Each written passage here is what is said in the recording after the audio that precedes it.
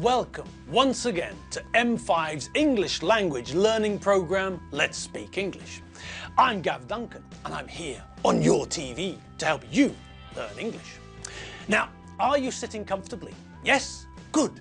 And are you ready for today's lesson? Yes? Good. Okay, well, let's learn English together. And welcome to you all. How the devil are you all? Are you all well? Are you all happy? Good. So, it's Friday. Another weekend is approaching. Are you excited? You should be. The weekend is coming. So, are the chickens of the forest ready to get ready? Ready to get ready for tonight? What? You are? You're ready already? Good God, that's too much. You're too early. It's only Friday afternoon. You can't start getting ready just yet. We've got today's English revision lesson to complete first, for one thing. And then you have to feed Gusti, Margot and Nigel. You have to give them their food for the evening. Maybe you should give Margot an energy drink, but whatever you do, make sure that you don't give any sort of energy drink to Gusti. That would be, well, dangerous, probably. Anyway, it's too early for you to start the weekend.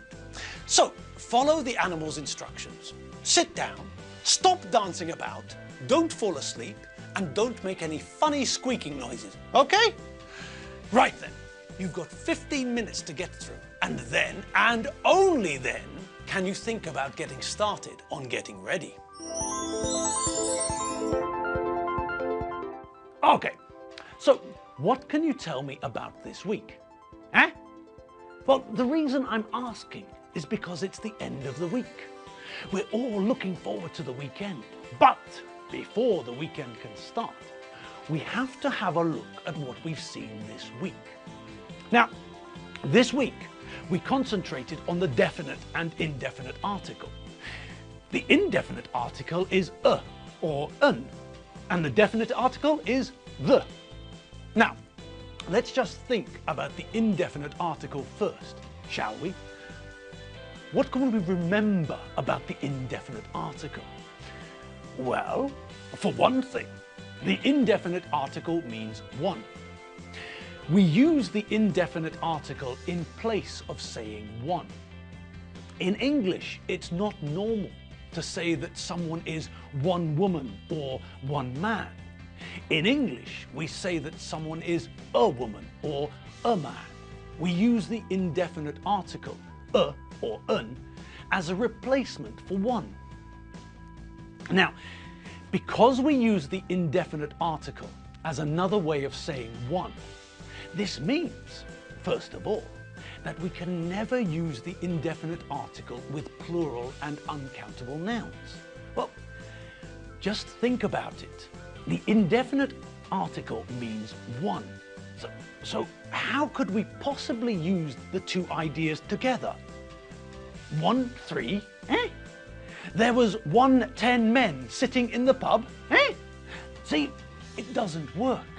It makes no sense at all. The whole sentence falls apart. Okay, now the other type of nouns where we can't use the indefinite article are uncountable nouns. Again, think about it. It makes no sense. The indefinite article means one, and uncountable nouns can't be counted. They're uncountable. So it's impossible. We can't say something like, I'd like a rice. Rice is uncountable. So we can't use it with numbers. We can't use it with Now, although we can't say something like a rice, there are other ways we can alter the uncountable noun to make it possible to use or un. We know, we learnt about this in the past. We can make uncountable nouns countable, can't we? Does anyone remember how we make uncountable nouns countable? If we put the uncountable noun into a container, for example, then we can count the containers. We can have a bottle of water, for example, or a carton of milk. We can have a glass of lemonade or a cup of coffee. So there are ways we can turn uncountable nouns into countable nouns. We can also use measurements. We can count a gram or a kilogram of sugar, for example. We can count a litre or a hectoliter of gin, can't we?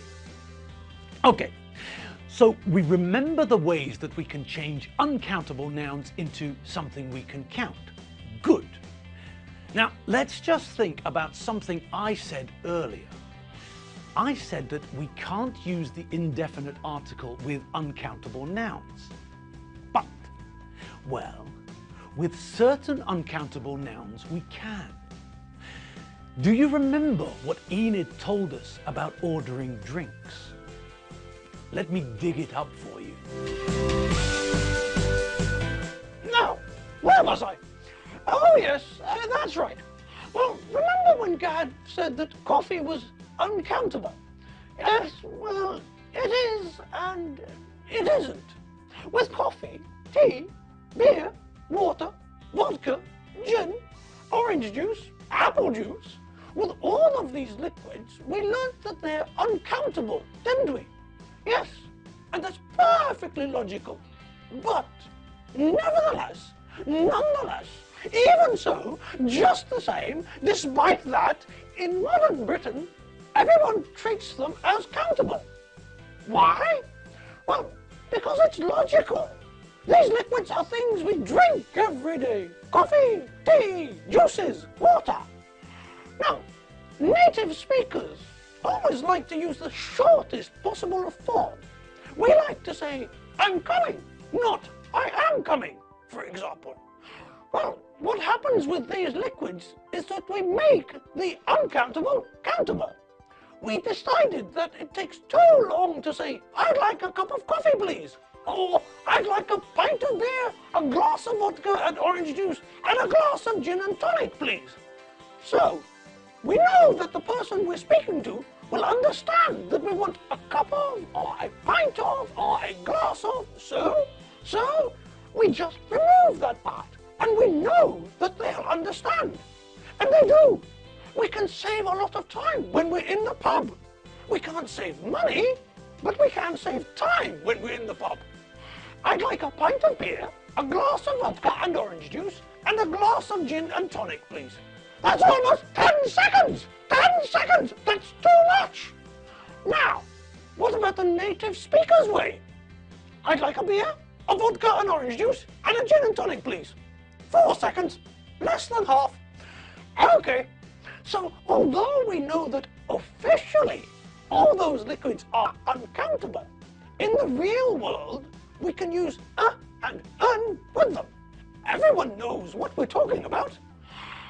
I feel better now that I told you that. Okay, well, I'm off.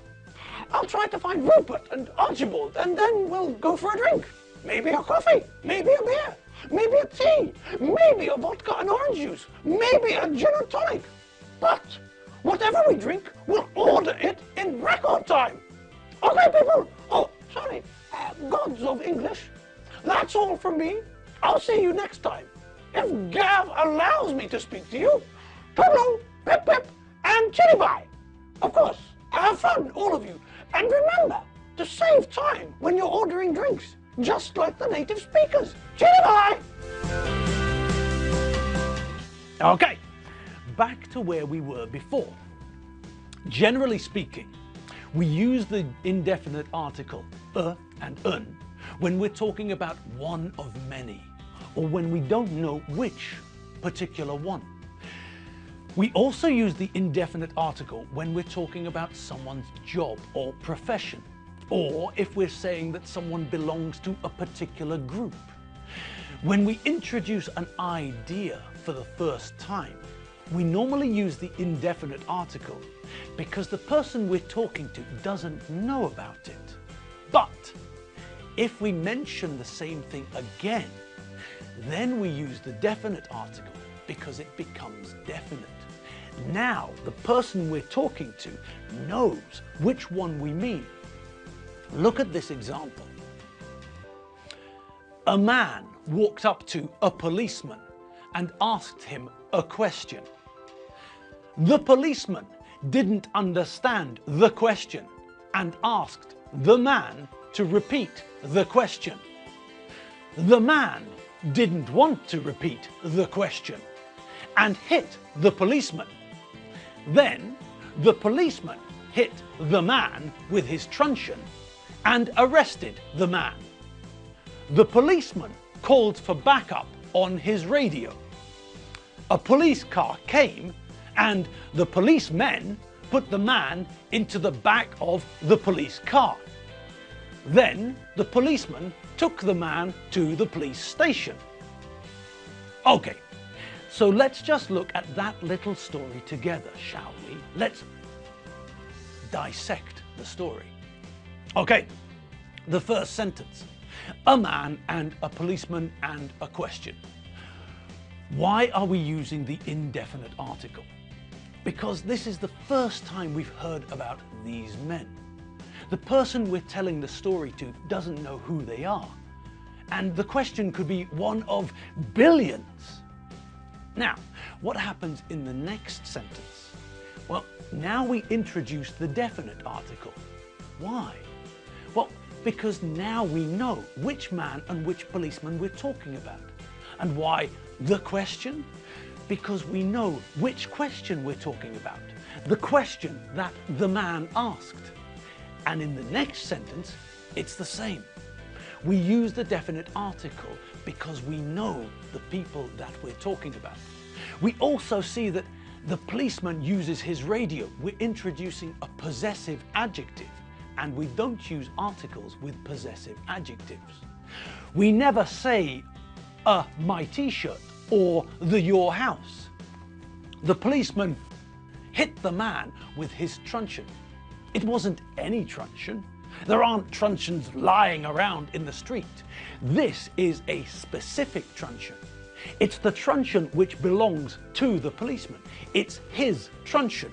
And even though it's a definite truncheon, because we use it with a possessive adjective, we can't use either the definite or the indefinite article with it.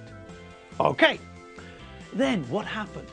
Well, when the backup arrived, it arrived in the form of a police car. Why the indefinite article?